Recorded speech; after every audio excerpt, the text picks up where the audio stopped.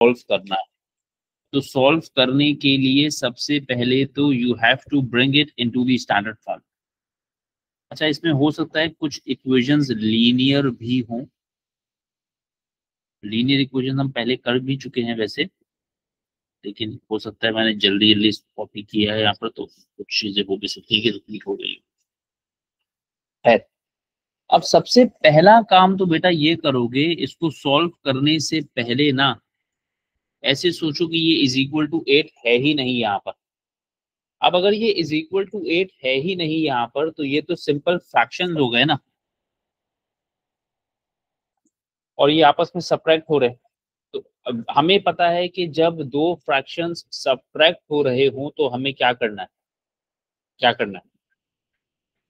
Make the denominator same, denominator को same बनाना है, ठीक है, सिंगल फ्रैक्शन में कन्वर्ट करना है, ठीक है, तो वो काम हमें पता है। अब क्योंकि ये सिर्फ फ्रैक्शन नहीं है, इक्वेशन है, तो आप डिनोमिनेटर को तो वैसे ही सेम बनाएंगे जैसे बनाते हैं, उसके बाद इसको जो है स्टैंडर्ड फॉर्म में लाकर सॉल्व करेंगे। तो सबसे पहले तो let's subtract both of them. Subtract करने का मतलब है कि इनके डिनोमिनेटर्स को सेम बनाएंगे। तो उसके लिए आपने क्या किया, पहले वाले फ्रैक्शन को x-1 से मल्टीप्लाई किया और दूसरे वाले फ्रैक्शन को x+1 से मल्टीप्लाई किया, ठीक है। तो अब क्योंकि वो बात हम बहुत तफसील से बहुत दफा कर चुके हैं, इसलिए मैं अब ये वाला स्टेप डायरेक्ट कर रहा हूं। ये बात सही है? अब ये स्टेप समझ में आना चाहिए डायरेक्टली, बोलो सही है बात? Yes sir. उसके बाद हाँ आती है, चलो ब्रैकेट को मल्टीप्लाई कर दो, 5x into x 5x² plus का 5x मल्टीप्लाइड बाय माइनस का 1 माइनस का 5x माइनस का 2 मल्टीप्लाइड बाय x -2x और माइनस का 2 मल्टीप्लाइड बाय +1 -2। डिनोमिनेटर, क्या हम इक्वेशन को सॉल्व करते हुए डिनोमिनेटर एक्सपेंड करते हैं कि नहीं करते? नो, इक्वेशन सॉल्व करते हुए डिनोमिनेटर एक्सपेंड नहीं करते। इक्वेशन सॉल्व करते हुए डिनोमिनेटर को एक्सपेंड करते, सिर्फ जब दो फ्रैक्शंस को ऐड सब्ट्रैक्ट कर रहे होते हैं तब नहीं करते। अगर आप यहाँ पर डिनोमिनेटर को एक्सपेंड नहीं करेंगे तो इक्वेशन स्टैंडर्ड फॉर्म में बनेगी ही नहीं। सही है? चलो अब बताओ, ये x+1 और x-1 को कैसे मल्टीप्लाई करोगे?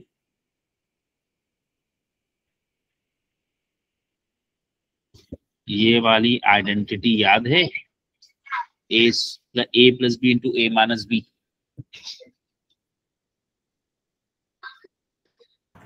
Yes sir.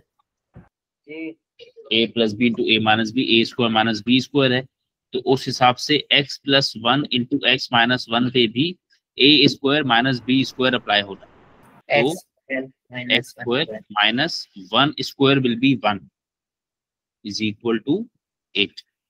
चलो भाई, न्यूमरेटर में जो कुछ भी सिंप्लीफाई हो रहा है सिंप्लीफाई कर लीजिए। 5x² as it is, minus का 5x और माइनस का 2x विल बी माइनस का 7x और माइनस का 2। ये जो डिनोमिनेटर में x² -1 बचा है, ये जाकर 8 के साथ मल्टीप्लाई हो जाएगा, ठीक है। 5x² -7x -2 is equal to 8x² -8। अब आप क्या करेंगे, ये सब चीजें जो इस साइड पे मौजूद हैं इनको ले जाइए उस तरफ। तो 5x² यहाँ ऐड हो रहा है, 8x² के पास जाकर 8x² में से माइनस हो जाएगा। माइनस का 7x है यहाँ पर, वहां जाकर प्लस का 7x। माइनस का 8 वहां पहले से मौजूद है, माइनस का 2 वहां शिफ्ट किया तो बचा किया +2, और इस तरफ बचा 0 जिसे हम यहां नहीं लिखेंगे, इंस्टेड इस तरफ लिख रहे हैं। Is that right? Yes. चलिए 8x square minus 5x square will be 3x square plus 7x minus 6 is equal to 0। अब जैसे पहले भी कह चुका, हम टॉपिक ही मेंशन कर चुके कि हम यहाँ पर क्वाड्रेटिक इक्वेशंस को सॉल्व कर रहे हैं थ्रू फैक्टराइजेशन। ठीक है, आप पेपर में याद रखिएगा कि अगर पेपर 1 में क्वाड्रेटिक इक्वेशन आई है तो वो उमूमन फैक्टराइजेशन से ही सॉल्व की जाएगी। ठीक है, पेपर 1 में क्वाड्रेटिक फॉर्मूला लगाने की नौबत नहीं आती। अगर पेपर 1 में क्वाड्रेटिक इक्वेशन को सॉल्व करना है तो फैक्टराइजेशन से ही सॉल्व करना है। हमने कोशिश तो खैर ये की है कि आपको ये समझ आए कि कब फैक्टराइजेशन लग रही है कब नहीं लग रही। Middle term breaking. लेकिन अगर फर्ज करो तुम्हें नहीं भी याद रहता तो कम से कम पेपर 1 में तो ये तसल्ली रखो कि पेपर 1 में क्वाड्रेटिक इक्वेशन फैक्टराइजेशन से सॉल्व होगी। ये मैंने मिडिल टर्म ब्रेक कर दिया। मैं अब मिडिल टर्म ब्रेकिंग समझा नहीं रहा हूँ। ठीक है, मिडिल टर्म ब्रेकिंग कैसे लगाई जाती है, क्या सोचकर लगाई जाती है, क्या क्या क्राइटेरिया है मिडिल टर्म को ब्रेक करने का, ये सब बातें हम पहले डिस्कस कर चुके, तो अब हम वो सब बातें डिस्कस नहीं कर रहे। ठीक है, पहले पेयर में से 3x कॉमन, x प्लस 3, दूसरे पेयर में से -2 कॉमन, तो वहां पर भी x प्लस 3। अब यहां से x प्लस 3 को अलग कर दीजिए, आगे बच जाएगा 3x माइनस 2। इस पॉइंट पर आप लगाएंगे zero product principle, according to which x plus 3 भी 0 के बराबर और 3x माइनस 2 भी 0 के बराबर। यहां से x की वैल्यू निकालेंगे तो x बराबर -3 और यहां से x की वैल्यू निकालेंगे तो x की वैल्यू 2/3। ठीक है, ये सॉल्यूशन है। सही, सिर्फ अलजेब्रिक फ्रैक्शन को ऐड सब्ट्रैक्ट करना होता है तो वो बात अलग होती है। यहाँ पर हम अलजेब्रिक फ्रैक्शंस को सब्ट्रैक्ट करके फिर कंटिन्यूएशन में इसको सॉल्व कर रहे हैं। ये आपका जो है वो 3 मार्क का सवाल, फैक्टराइजेशन वाला सवाल 3 मार्क। अभी वर्ड प्रॉब्लम नहीं डिस्कस कर रहा हूँ, पहले सिंपल वाले क्वेश्चन डिस्कस कर। चलिए, अब आपके पास ये आ गया क्वेश्चन। इसमें स्ट्रेट अवे इक्वेशन दी हुई है, पेपर 1 है। पेपर 1 में अगर आपके पास क्वाड्रेटिक इक्वेशन सॉल्व करने के लिए आ जाती है तो जैसे मैंने पहले जिक्र किया मिडिल टर्म ब्रेकिंग लगानी है। तो according to that 2y square plus 30y minus y minus 15 is equal to 0। पहले पेयर में से 2y कॉमन लिया तो बचेगा y प्लस 15। नेक्स्ट पेयर में से सिवाय माइनस साइन के कुछ कॉमन नहीं है। आप यहाँ सिर्फ माइनस भी लिख सकते हैं, अगर कोई माइनस का 1 लिखना चाहे तो वो भी लिखा जा सकता है, लेकिन सिर्फ साइन कॉमन है तो सिर्फ साइन लिखिए, 1 लिखने की जरूरत नहीं है। लिख दें तो कोई हर्ज भी नहीं लिखता है। चलो भाई, इसके बाद ये हुआ y प्लस 15 0 के बराबर, 2y माइनस 1 भी 0 के बराबर। तो y की वैल्यू आ गई -15 और यहाँ से y की वैल्यू आ गई 1/2। ठीक है बात? Yes. यहाँ बताओ जरा, पेयर बता दो जरा मुझे ये वाले केस में, क्वेश्चन नंबर 5 में फटाफट क्या पेयर बनेगा मिडिल टर्म ब्रेकिंग का। 9 and 2. इसको प्लस करके ये आना चाहिए ना, प्लस करके 7, मतलब प्लस या माइनस करके 7 और मल्टीप्लाई करके 18। Sir, 9 or 2. 9 और 2, वेरी गुड।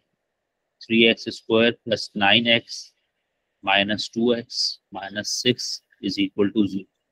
पहले पेयर में से 3x कॉमन, x प्लस 3, अगले पेयर में से -2 कॉमन, तो दोबारा x प्लस 3। क्या हो गया, x प्लस 3 अलग और 3x माइनस 2 अलग। x plus 3 is equal to 0 और 3x minus 2 is equal to 0। यहाँ से x की वैल्यू आ गई -3 और यहाँ से x की वैल्यू आ गई 2/3। ठीक है, ये तो खैर अब फैक्टराइजेशन बेस्ड सॉल्यूशन है, इसमें तो इतनी मुश्किल नहीं होनी चाहिए। चलिए अब ये दोबारा से इक्वेशन, इसमें ज्यादा मेहनत नहीं करनी है, इसमें एडिशन सब्ट्रैक्शन तो नहीं हो रही, सिर्फ क्या करना चाहिए, ये वाला x जो यहाँ डिवाइड में है इसे उस तरफ मूव कर दो। ये वाला x यहाँ पर डिवाइड हो रहा है, वहां जाकर क्या करेगा, मल्टीप्लाई मल्टीप्लाई हो जाएगा। ये वाला x जाकर दोनों x और 3 दोनों से मल्टीप्लाई होगा, तो 10 is equal to x square plus 3x। उसके बाद इसको स्टैंडर्ड फॉर्म में लाने के लिए 10 को उस तरफ शिफ्ट कर लीजिए, 10 यहाँ पर ऐड हो रहा है, वहां जाएगा तो माइनस हो जाएगा। तो क्या बन गया, x square plus 3x minus 10 is equal to 0। अब आप इस पे मिडिल टर्म ब्रेकिंग अप्लाई करेंगे तो x स्क्वायर 5 और -2। ठीक हो गया, पहले पेयर में से x कॉमन लिया तो x प्लस 5, दूसरे पेयर में से -2 कॉमन लिया तो वहां से भी x प्लस 5। अब इन दोनों में से x प्लस 5 अलग से कॉमन, तो यहाँ बच जाएगा x -2। तो अब मैं कहूंगा कि x प्लस 5 भी 0 के बराबर और x -2 भी 0 के बराबर, तो x की एक वैल्यू आ गई -5 और x की दूसरी वैल्यू आ गई 2। ये बात सही है यहाँ तक? Yes sir. अच्छा, अब ये जो सवाल है ना, अब इस सवाल में उन्होंने, है ये वही सवाल, बस इसको ब्रेक किया हुआ है 2 हिस्सों में। पहले हिस्से में वो क्या कह रहे हैं, पहले हिस्से में कह रहे हैं कि भाई आप 5x स्क्वायर प्लस x -4 को फैक्टराइज करें। ठीक है, तो पहले तो इसको सिंपली फैक्टराइज करोगे उमूमन जैसे फैक्टराइजेशन की जाती है, मिडिल टर्म ब्रेकिंग ही लगाएंगे, 3 टर्म का सवाल है तो। सर 5 और 4। हाँ, 5x - 4x -4, तो 5x कॉमन लिया, x प्लस 1, आगे से -4 कॉमन लिया तो फिर दोबारा x प्लस। अब यहाँ पर x प्लस 1 और 5x -4, ये तुमने सिर्फ फैक्टराइजेशन की, यानी जो पहला पार्ट है ना, that was only asking you to factorize the expression, वो तुमने फैक्टराइज कर लिया। फैक्टराइज कराने के बाद सेकंड पार्ट में वो कह रहा है hence solve 5x square plus x -4 is equal to 0। ये मैंने कल खैर स्कूल में भी डिस्कस किया है, बट ऑनलाइन क्लास में और भी लोग हैं तो मैं दोबारा डिस्कस कर लेता हूं कि जब भी आपको ऐसा कोई क्वेश्चन है ना जिसमें एक पार्ट हो, पार्ट 1, उसमें कुछ काम कराने के बाद पार्ट 2 में आपसे कहा जाए हेंस सॉल्व दिस, तो हेंस कहने का मतलब ये होता है कि पिछले पार्ट में जो काम किया है या पीछे किसी पार्ट में कोई काम अगर किया है तो उस पार्ट का आंसर यूज करके इस वाले पार्ट को तुमने सॉल्व करना है। सही है, तो अब यहाँ देखो, यहाँ पर ये जो हिस्सा देख रहे हो 5x square plus x -4 is equal to 0 के अलावा ये जो 5x स्क्वायर प्लस x -4 देख रहे हो, ये तो असल में वही ऊपर वाली चीज है ना, 5x स्क्वायर प्लस x -4 वाली। Is that right? मेरी बात समझ में आ रही है? अब जब आप यहाँ पर पार्ट 2 में सॉल्यूशन शुरू कीजिएगा ना, तो स्क्रैच से फैक्टराइजेशन शुरू मत कर दीजिएगा कि वो बिल्कुल मिडिल टर्म ब्रेकिंग दोबारा अप्लाई कर रहे हैं। आपको पता है कि आप 5x स्क्वायर प्लस x -4 को already x plus 1 into 5x -4 बना चुके हैं। सही है,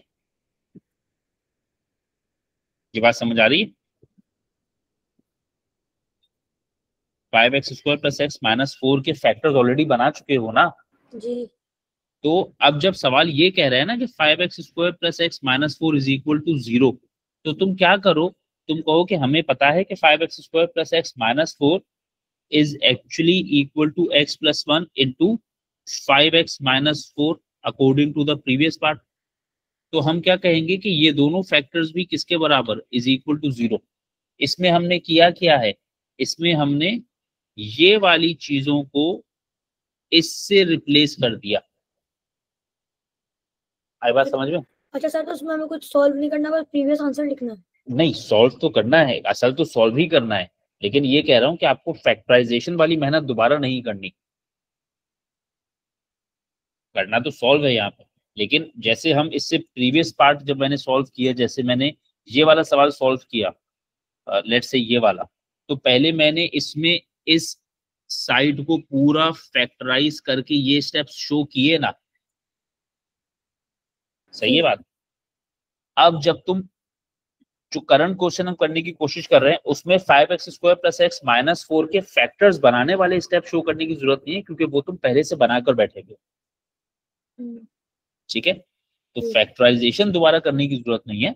हाँ, सॉल्व तो आपको करना ही है ना।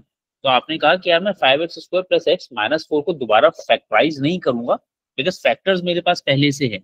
हाँ, सॉल्व करने के लिए ये करूंगा कि मैं कहूंगा कि x + 1 0 के बराबर और 5x - 4 भी 0 के बराबर।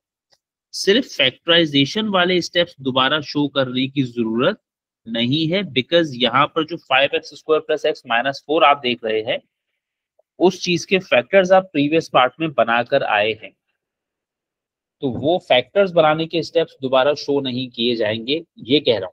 सॉल्व तो करोगे। सही है? जी सर। तो बस ये थोड़ा सा फर्क होता है क्वेश्चनिंग टेक्निक का एग्जामिनेशन में, और जिस तरीके से हम लोग टेक्स्ट बुक में से चीजें पढ़ा रहे हैं। टेक्स्ट बुक में हमेशा एक ही तरह का सवाल आता है, वो आपको कहता है कि बस इसको सॉल्व करें, आप उसको पूरा फैक्टराइज करते हैं और फिर कंटिन्यू करके सॉल्व करते हैं। यहाँ पर वो चीजों को पार्ट्स में ब्रेक डाउन कर रहे हैं। फैक्टराइज अलग पार्ट में करवाया, उसके बाद कह रहे हैं कि अगले पार्ट में उसको सॉल्व कर दें। तो आप फैक्टर्स क्योंकि बना चुके हैं, तो फैक्टर्स दोबारा नहीं बनाएंगे, टाइम जाया नहीं करेंगे। ठीक है, अब क्योंकि हमारे यहाँ बच्चों को ये बात नहीं पता होती, तो वो पार्ट 2 में फैक्टराइजेशन के स्टेप्स दोबारा शो करते हैं, जिसकी जरूरत नहीं है। ठीक है, समझ गए बात? अच्छा, Yes, sir. अब क्वेश्चन नंबर 8 का पहला पार्ट, क्या पहले पार्ट में वो ये कह रहा है कि इस इक्वेशन को सॉल्व करो? नहीं सर, पहले वो पार्ट, कह रहा है कि दिखाए कि वो इसके इक्वल है। हाँ, यानी आपको पहले पार्ट में सिर्फ ये शो करना है कि ये सारे का सारा इसके बराबर आ जाएगा। यानी आसान लफ्जों में, जब ये अलजेब्रिक फ्रैक्शंस को तुम ऐड सब्ट्रैक्ट करोगे तो ऐसी इक्वेशन बन जाएगी। बस इतना बनाकर छोड़ देना है पहले पार्ट में, सॉल्यूशन नहीं करना। इससे पहले जो क्वेश्चन हमने किए इस तरह वाले, उसमें क्वेश्चन ने हमें सिर्फ सॉल्व कहा था, तो हमने इक्वेशन भी बनाई, उसको फिर हमने सॉल्व भी किया। बट यहाँ पर वो आपसे एक ही दफा में सॉल्व करने के लिए नहीं कह रहा। वो कह रहा है पहले तो सिर्फ ये शो करो कि इन फ्रैक्शंस को ऐड सब्ट्रैक्ट कर दोगे अगर, तो ऐसी इक्वेशन बन जाएगी। ठीक है, तो पहला पार्ट जब करेंगे तो डिनोमिनेटर को जैसे सेम बनाते हैं उसी तरीके से सेम बनाएंगे। 12 times x - 1 plus 10 times x + 2। Denominator में आपके पास क्या आ गया? x + 2 multiplied by x - 1 is equal to 7/2। दोबारा से, इक्वेशन के केस में डिनोमिनेटर को एक्सपेंड करते हैं कि नहीं करते? यस। डिनोमिनेटर को इक्वेशन के केस में एक्सपेंड करते हैं। ठीक है, जब सिर्फ एडिशन सब्ट्रैक्शन होती है तब नहीं करते। तो ये वाला x - 1 से मल्टीप्लाई होगा तो x² - x, फिर प्लस का 2x - 1 से मल्टीप्लाई होगा तो 2x - 2। ये वाला स्टेप मैंने थोड़ा सा डायरेक्टली शो किया है। ये जो मैंने मल्टीप्लाई किया है ना, x + 2 मल्टीप्लाइड बाय x - 1, मैंने डायरेक्टली कर दिया है, क्योंकि ये मैंने जब बिल्कुल पहला टॉपिक पढ़ाया था एक्सपेंशन और एक्सपेंशन वाला, उस वक्त मैं ये वाले स्टेप्स सिखा चुका हूं। तो अब हमें ये स्टेप्स बार बार करके दिखाने की जरूरत नहीं होती है, इसलिए अब ये स्टेप्स मैं मिनिमाइज भी करता जा रहा हूँ। ठीक है, आप भी ये चीजें डायरेक्टली कर सकते हैं। 12x और 10x 22x माइनस का 12 और प्लस का 20 विल बी प्लस का 8 अपॉन में X square plus X minus 2 is equal to 7/2। यहाँ तक बात सही है? बोलो, यहाँ तक बात सही है? Yes. अब क्या करोगे? Take the denominator on the other side. Cross multiplication कहते हैं इसको। ठीक है, ये वाला 2 जो यहाँ डिवाइड में है, ये right hand side left hand side पर आकर इससे मल्टीप्लाई हो जाएगा, और ये जो x square plus X minus 2 है, ये वहां जाके 7 के साथ मल्टीप्लाई हो जाएगा। तो ये 2 यहाँ पर आया। मैं एक इजाफी स्टेप लिख रहा हूं, आप चाहें तो ये वाला स्टेप ना लिखें। चलो भाई, मल्टीप्लाई करोगे तो 44x plus 16 is equal to 7x square plus 7x minus 14। अब उसके बाद ये 44 और 16 को राइट हैंड साइड पे लेकर जाएंगे। 7x square plus 7x minus 44x minus 14 और minus 16 is equal to 0। 7x square वैसे का वैसा ही, माइनस 44 और plus 7 will be minus 37x और माइनस 30 इज इक्वल टू 0। देखिए, यही इक्वेशन लानी थी। सही है? Yes sir. अच्छा, अब इस तरह के सवालों में बच्चे होशियारी ये करते हैं कि वो सिंपलीफाई कर रहे हैं, ऐड सब्ट्रैक्ट कर रहे हैं, आंसर बन तो नहीं रहा, बट लिख के आ गए कि ये आंसर आ गया, क्योंकि सवाल ने कहा था कि इसको ऐड सब्ट्रैक्ट करोगे तो ये आंसर आएगा। अब हमसे आ नहीं रहा, लेकिन हमने जो है ना होशियारी क्या करने की कोशिश करी कि हम लिख कर आ गए कि ये आंसर आ गया। ठीक है, तो भाई ये होशियारियां चेक करने वालों को भी पता होती हैं, एग्जामिनर्स को भी पता होती हैं, तो ये होशियारियां मत किया करो।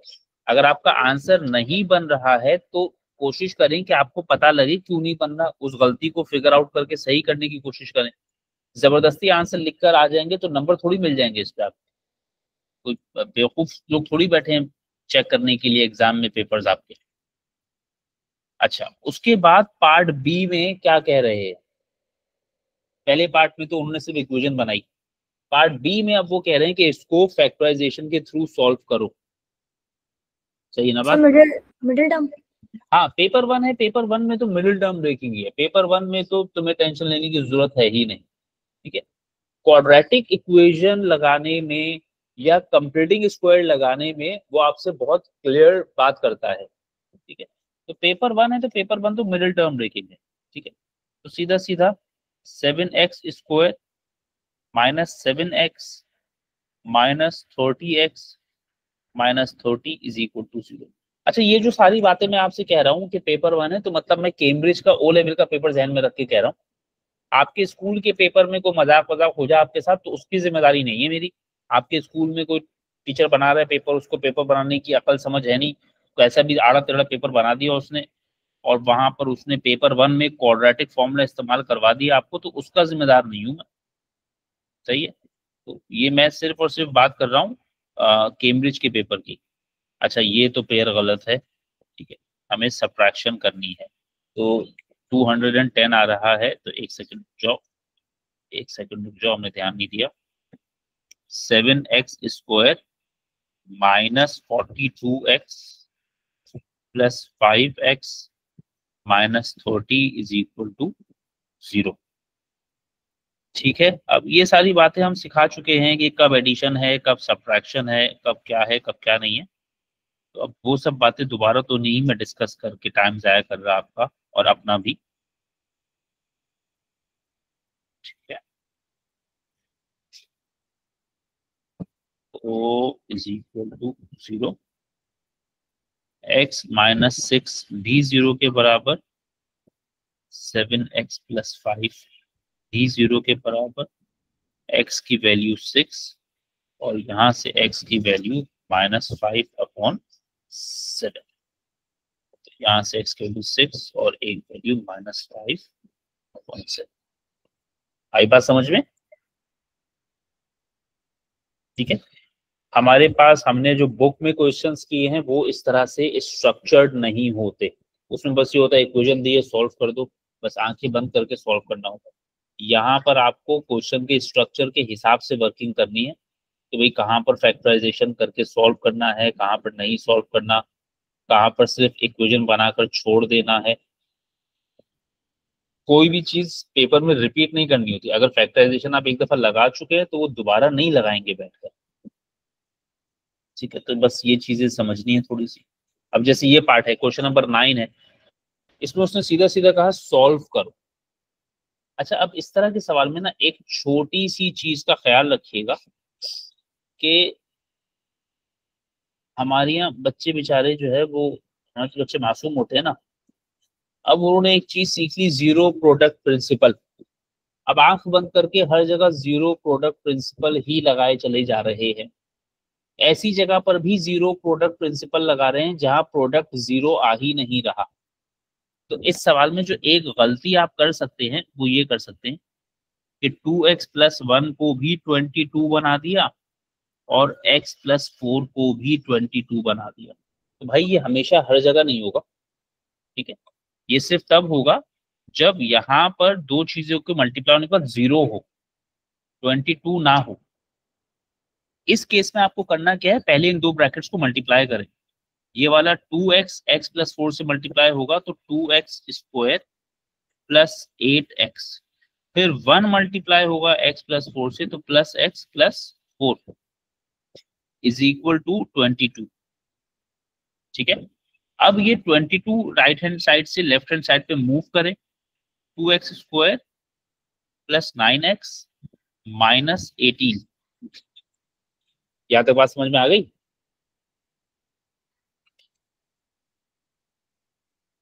सही है बात, ये बात सही है, ये मैंने सिर्फ ब्रैकेट एक्सपेंड की है। यस।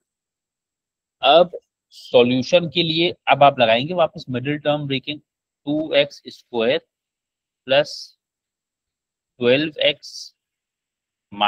3x - 18 = 0। 2x आपने कॉमन लिया तो x + 6 -3 कॉमन लिया तो दोबारा x + 6 = 0।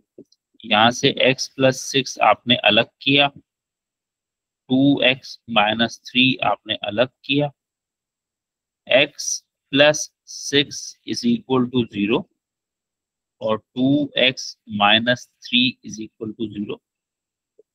x की वैल्यू -6 और x की वैल्यू 3/2। हाँ यार बोलो बेटा। सर मैं आपसे ये पूछ रहा हूँ, इसके जो क्वेश्चन के 4 मार्क्स हैं तो हाँ। इसके 4 मार्क्स ही होते हैं पेपर में ऐसे? यार ये जो है ना अभी कुछ रिसेंट ईयर्स में इनका मार्किंग क्राइटेरिया चेंज भी हुआ है। अब ये करते हैं कि कुछ सिंप्लीफिकेशन जो हमने किया है ना, वो जो एक्सपेंड करके इक्वेशन को स्टैंडर्ड फॉर्म में लाए हैं, 2 नंबर या 1 नंबर उसका रखा होता है, और फैक्टराइजेशन ऑनवर्ड जब आप लगाते हैं और सॉल्यूशन करते हैं उसके 3 नंबर या कभी कभी 2 नंबर रखे हुए होते हैं। तो तुम ऐसा मान सकते हो फिलहाल कि अगर ये 4 नंबर है ना यहाँ पर, तो इतने हिस्से के सिंप्लीफाई करके स्टैंडर्ड फॉर्म में इक्वेशन लाने के 2 नंबर होंगे और फिर इतने हिस्से के 2 नंबर मजीद होंगे। बाज औकात ये इसको पार्ट्स में दे देते हैं, पार्ट 1 में सिर्फ इक्वेशन बनवाते हैं, फिर पार्ट 2 में सॉल्यूशन करवाते हैं, तो वहां डिस्ट्रीब्यूशन अच्छी तरह समझ में आ रही होती है। सही है।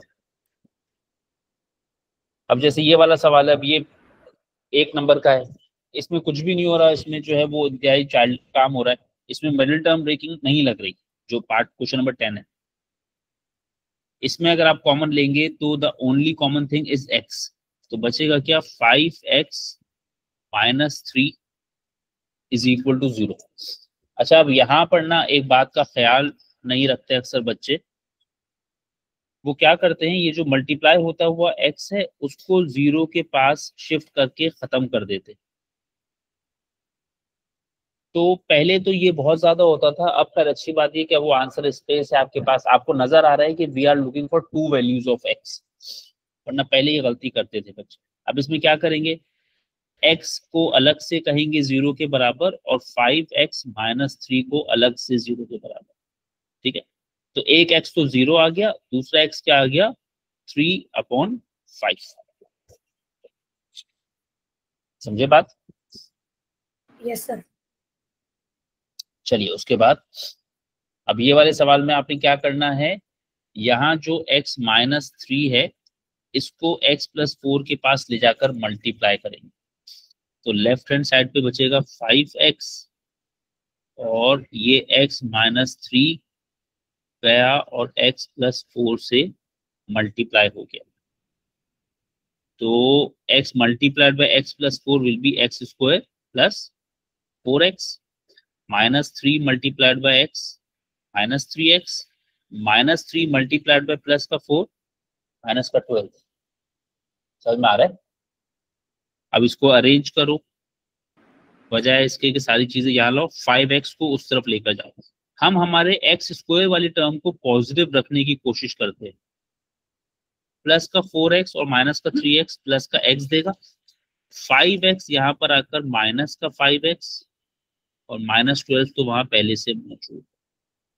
तो x square minus 4x minus 12 is equal to 0।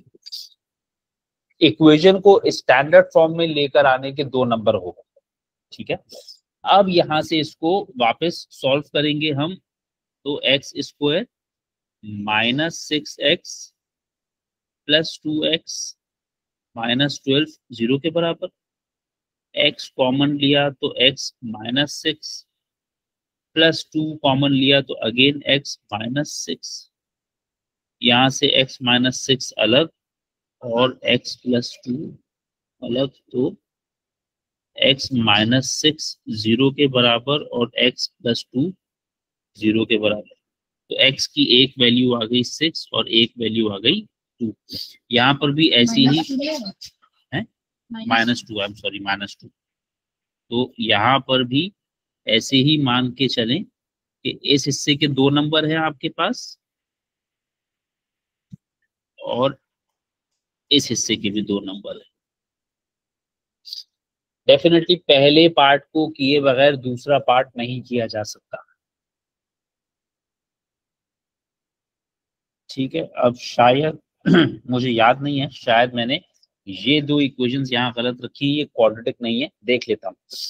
सही है, ये क्वाड्रेटिक नहीं बनेगी और शायद रखी मैंने इसलिए क्योंकि आप पहचान नहीं सकेंगे इसको, तो जल्दी से देख लेते। ये क्वाड्रेटिक नहीं बनेगी।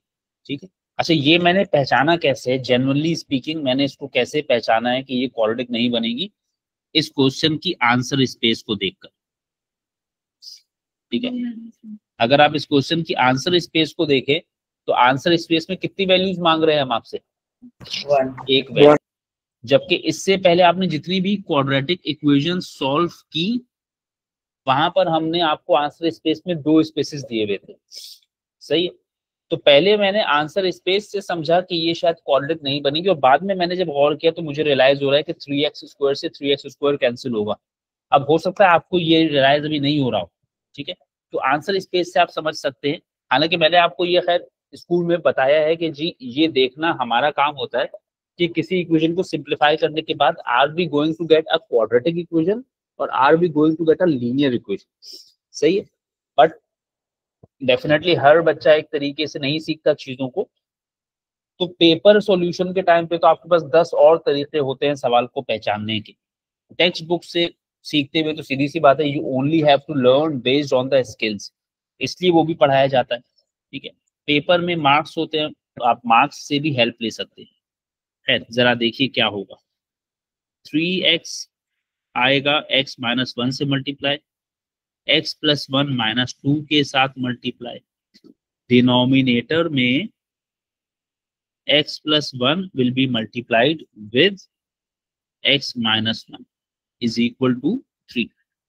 अब पहला ब्रैकेट ओपन कर दीजिए अगर, तो 3x स्क्वायर माइनस 3x और माइनस 2x माइनस 2 और अपॉन में x plus 1 into x minus 1 का मतलब x square minus 1 is equal to 3।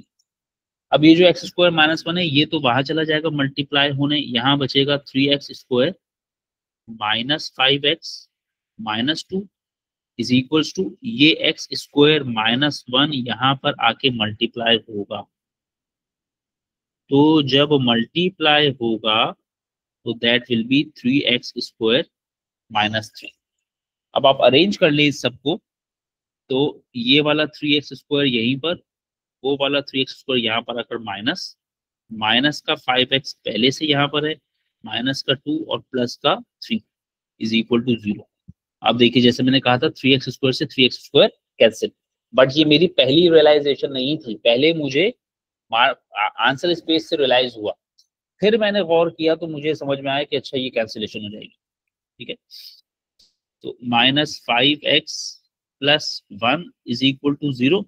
Solve तो एनी हाउ करना ही है, पहले ये 1 वहां जाएगा, 1 यहाँ ऐड हो रहा है, वहां जाकर सब्ट्रैक्ट, फिर ये माइनस का 5 यहाँ मल्टीप्लाई हो रहा है, वहां जाकर जब डिवाइड करेगा तो माइनस से माइनस कैंसिल, x की वैल्यू आपके पास 1/5। सही बात। तो खैर ये सवाल गलती से यहाँ पर प्लेस्ड है, ये क्वाड्रेटिक इक्वेशंस का सवाल नहीं है, इसे यहाँ नहीं होना चाहिए, लेकिन बहरहाल हाँ यार। सर अच्छा एक और बात, अगर जो ये कॉलन दिया हुआ होता है आपको पेपर के अंदर आंसर लिखने के लिए, अगर आप इस पे आंसर नहीं लिखें तो आपके मार्क्स कटेंगे? उमूमन हम लोग ऐसा चांस लेने को मना करते हैं कि आप ऐसा चांस मत लें, जो आंसर स्पेस प्रोवाइडेड है आंसर वही लिखें। सही है, और कोशिश ये करें कि आंसर सिर्फ वही लिखें, दोनों जगह आंसर लिखने की जरूरत नहीं है। लेकिन अगर आप नहीं लिखते हैं तो बहरहाल मिक्स्ड ओपिनियन है, कुछ लोग कहते हैं कि फर्क नहीं पड़ता, कुछ लोग कहते हैं कि नहीं मार्क कट भी सकता है। ठीक है, तो चांस लेने की जरूरत नहीं है, लेकिन मेरा जाती तौर पर ख्याल ये है कि मार्क शायद नहीं कटता है, वो एक अलग बात है, मैं काटता हूँ। तो आपने तो टेस्ट सीट में काटा है?